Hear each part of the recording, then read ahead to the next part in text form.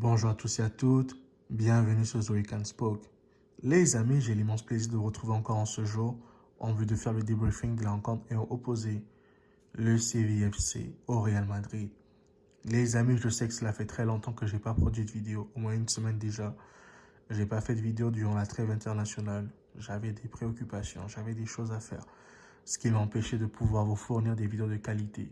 Et comme vous le savez très bien, j'aime faire des vidéos quand je suis des matchs. Et quand je ne peux pas suivre des matchs, je ne produis pas de vidéos. C'est pour ça que je n'ai pas fait des vidéos pour vous faire plaisir ces dernières semaines. Mais à cela ne tienne, je suis de retour en ce jour avec une nouvelle analyse de la rencontre ayant opposé le CVFC au Real Madrid.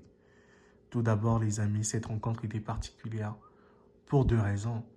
Juste parce que aujourd'hui, Sergio Ramos était de retour à Madrid, ou on va dire avec son équipe de Séville contre le Real Madrid à Sanchez-Pizjuán. Aujourd'hui, il a dû faire face à son ancienne équipe, à l'équipe qui a fait de lui une légende en fait, parce qu'il était parti de Séville comme un adolescent et il a quitté Madrid en tant que légende du Real Madrid. Et je pense que c'était quand même un peu difficile pour lui d'avoir pu faire ce match, même si n'oublions pas que c'est un professionnel. Il s'est donné, il a fait son match, il a fait ce qu'il avait à faire, il a fait le jeu. Il ne s'est pas laissé avoir, il ne s'est pas laissé piéger. Au contraire, il a été à l'origine de plusieurs sauvetages, même défensifs. Il a porté sa hargne, sa grinta, qu'on connaît toujours à Sergio Ramos. Il était franchement dans un match très sérieux, même si par moments il s'est fait dépasser dans les accélérations, que ce soit par Vinicius, que ce soit par Rodrigo. Il a su tenir son match et il a su faire un très beau match. Personnellement, je me dis que le Real Madrid aurait pu faire revenir Ramos quand Militao s'était blessé en fait. Parce que le type, malgré son âge avancé, il n'a pas perdu son talent. Il a toujours ce talent. Il est toujours hargneux, il est toujours bon en défense. Parce qu'aujourd'hui, quand on voit l'équipe du Real Madrid en défense, c'est du bricolage en fait. David Alaba, qui est un latéral de formation, je crois qu'il joue à la place de Ferland Mendy. Aujourd'hui, il est reconverti dans l'axe, ça c'est du bricolage. Antonio Rudiger, c'est un très bon joueur défensif, c'est un bon défenseur central. Mais il a quand même fait un an au Real Madrid sans vraiment jouer, sans avoir une continuité qu'il avait à Chelsea. À Chelsea, c'était un rock, c'était un gars franchement qui était puissant défensivement. Mais au Real Madrid, j'ai l'impression qu'on n'a pas un Rudiger de Chelsea. Là, on a comme la photocopie d'Antonio Rudiger. Et cela s'explique parce qu'il ne fait pas assez de matchs, il n'a pas comme beaucoup joué depuis qu'il arrive à Madrid. On aurait espéré que Ancelotti joue avec un 3-5-2, c'est-à-dire trois défenseurs, Rudiger, Militao et puis peut-être Alaba. Et puis sur les côtés, on mettait Ferland Mendy et puis l'autre côté là-bas, même Dani Carvajal ou même Franck Garcia. Mais force est de constater que Carlo Ancelotti a toujours privilégié son 4-2-3-1 ou bien son 4-3-3 aujourd'hui avec l'arrivée de Jude Bellingham. Il joue en 4-2-3-1 ou bien en 4-3-1-2, ce qu'il fait aujourd'hui avec Bellingham, parce qu'il met comme Bellingham en meilleur de jeu, et puis Vinicius et Rodrigo qui sont seuls à la pointe. Mais en parlant de Rodrigo, les amis, franchement, j'ai été déçu de son match, hein. Ça fait déjà beaucoup de matchs que Rodrigo est franchement en dessous de son niveau qu'il avait durant 2 saisons déjà en arrière, 2 saisons passées. Rodrigo était un joueur franchement exceptionnel. Il était capable de créer, marquer des buts, porter le Real Madrid quand on mettait Benzema et Vinicius au repos. Mais force est de constater que ces derniers temps, ces derniers jours, dans tous les matchs qu'il joue, tous les matchs qu'il entreprend, franchement, le gars, il n'a pas de réussite. Il est incapable de cadrer, ne fût-ce que pour marquer un but. Il n'arrive pas, on sent qu'il force trop, on sent qu'il n'a pas la confiance. Et c'est dommage de pouvoir constater ça. C'est triste à dire, mais Rodrigo, c'est un joueur vraiment talentueux qui est un pur talent. Et je pense que Ancelotti devrait comme faire de même avec Rodrigo, la même façon qu'elle.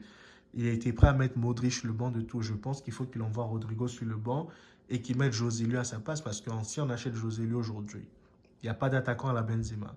Il n'y a pas un attaquant capable, mais qu'on mette un buteur au moins en pointe parce que Rodrigo, ce n'est pas un buteur. Le gars, il se plaint tout le temps. Il dit qu'il veut jouer sur les ailes, il veut jouer sur les côtés.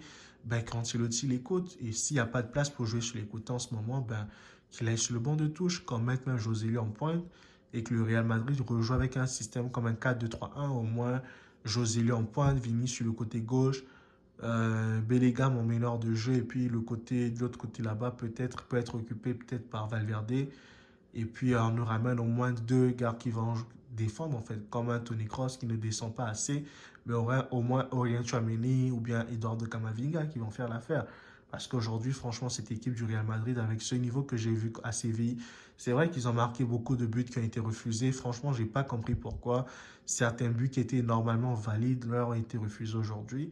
Et ils auraient pu peut-être plier cette rencontre depuis le début si ces actions avaient été converties, si ces occasions avaient été acceptées par la VAR ou par l'arbitre. Je pense que cette équipe aurait pu plier la rencontre depuis le début. Malheureusement pour eux, ils ont dû faire face à la VAR pour des hors-jeux, selon moi, imaginaires qui n'existaient pas du tout. Parce que franchement, sur le but qui marque à la 4e minute de jeu, il n'y a pas de hors-jeu, selon moi, hein. Il n'y a pas du tout de hors-jeu, mais je ne sais pas d'où sort le hors-jeu, d'où sort le fait que l'arbitre vienne annuler ce beau but que l'autre a marqué. Donc, c'est quand même un peu triste, terne à mon sens. Et franchement, cette équipe du Real Madrid n'est pas réluisante à voir jouer parce que quand on voit cette équipe, quand Vini ne peut pas créer quelque chose, il ne peut rien faire du tout, ben Vinicius Junior, son équipe est plan B. Quand aujourd'hui Bellingham n'a pas la même liberté qu'il a habituellement. J'ai vu, il a fait un peu ses longues enjambées, il rentre dans la défense avec la balle, il feinte tout le monde, il fait mine de frapper, après il fait la passe à Modric, mais Modric carrément il dévie sa frappe, il frappe, ça passe complètement en l'air. Mais là, j'ai rien compris avec Modric, hein. C'est pour vous dire que Modric, il doit rester sur le banc de touche toute la saison s'il le faut. Et peut-être le sortir pour certaines rencontres, parce que le Classico qui arrive face au Barça, là, ben, je ne donne pas cher à ce que le Real Madrid, ce Real Madrid qui est malade, là, puisse aller battre le Barça. En tout cas, moi, je n'y crois pas du tout. Je suis vraiment, vraiment circonspect là-dessus. J'ai pas d'espoir pour ce Real Madrid, hein, pour aller battre Barcelone. Parce que pour battre le Barça, il faudrait vraiment produire un jeu hors norme. Or que le Séville FC s'est fait battre par Barcelone il y a quelques jours de ça déjà. C'était 1-0 avec un but de Sergio Ramos contre son camp. Et aujourd'hui, on a vu que cette équipe de Séville a su quand même tenir, même si leur début de match était catastrophique.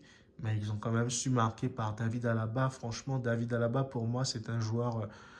J'ai l'impression que ces derniers temps, ces derniers matchs, Alaba est en dessous de son niveau. Et je me demande qu'est-ce qui se passe avec David Alaba. Est-ce que il a trop de pression? Est-ce que ça se passe comment pour lui pour qu'aujourd'hui il puisse concéder autant de buts? Pour qu'aujourd'hui il ne soit pas capable de scorer autant? Franchement, je me pose des questions parce qu'il n'apporte aucune garantie défensive en ce moment, David Alaba. Et c'est triste à dire. Est-ce qu'avec Rudiger, il n'a pas de. On va dire quoi, ils n'ont pas des complémentarités parce qu'avec Eder Militao, on sent qu'ils étaient complémentaires, qu'ils tenaient à deux la baraque en tout. Mais avec Rudiger, j'ai l'impression qu'ils ne sont pas encore, franchement, ils n'ont pas des automatismes, hein, comme on aime dire dans le football. Et cela se voit sur le terrain. Parce que comment David Alaba peut marquer contre son camp sur une frappe aussi, sur un centre à bout portant, ça c'est un dégagement, ça, David Alaba. Ne peut pas tromper qu'il n'est pas comme ça. Et c'est dommage de pouvoir constater ça. C'est triste à dire, mais David Alaba, je pense qu'il mérite aussi de faire un tour sur le banc de touche et que le Real Madrid doit au moins se renforcer avec un bon défenseur central en hiver, un attaquant et un bon milieu défensif. Parce que oui, Tchouaméni est là, Kamavinga est là, mais malheureusement, Ancelotti ne leur fait pas assez confiance et j'aimerais bien comprendre pourquoi Ancelotti ne les fait pas débuter tous les matchs du Real Madrid. Je me pose la question de savoir qu'est-ce que Toni Kroos fout encore dans cette équipe quand on le met sur le terrain, même si je ne veux pas cracher sur Kroos parce qu'au moins il est à l'origine du but de Carvajal, grâce à un centre qu'il fait et Carvajal qui met un but d'attaquant. Le but que Carvajal marque, celui-là me rappelle le but de Didier Drogba contre le Bayern Munich, Chelsea-Bayern Munich, la finale, je crois c'était en 2013, hein, si je me rappelle bien, ou bien en 2012, si j'ai bonne mémoire, c'était un truc comme ça où Drogba marque au premier poteau, une tête franchement ravageuse qui secoue Manuel Neuer.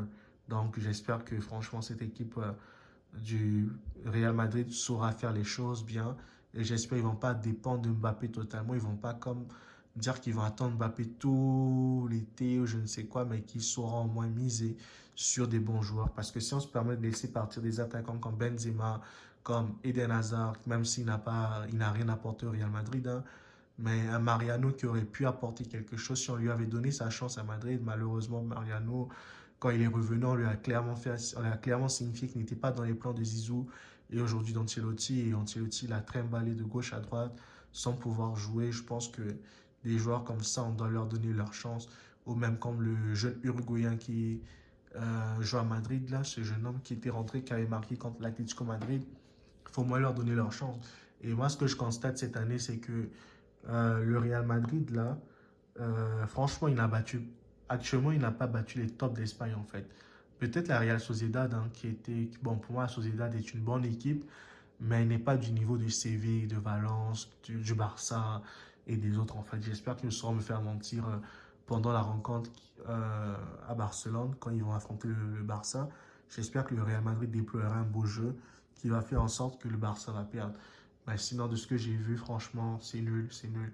J'attendais mieux du Real Madrid, j'attendais mieux du Vinicius, j'attendais mieux de l'ensemble de l'équipe, mais le plus positif dans tout ça, c'est qu'il n'est pas perdu et qu'ils auront au moins la chance de pouvoir se relancer durant le Classico face au Barça, qui j'espère viendra la semaine prochaine et j'espère sera vraiment beau à voir.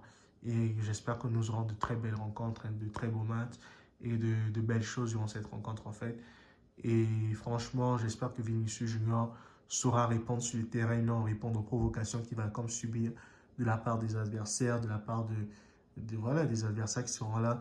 Et encore autre chose, Sergio Ramos, franchement, il est drôle ce type-là parce que j'ai l'impression tout souvent que on dirait qu'il se croit l'homme le plus fort du monde, le gars qui peut comme tout faire, comme s'il avait comme la science infuse, quoi. Ramos, franchement, c'est un gars qui est tellement drôle.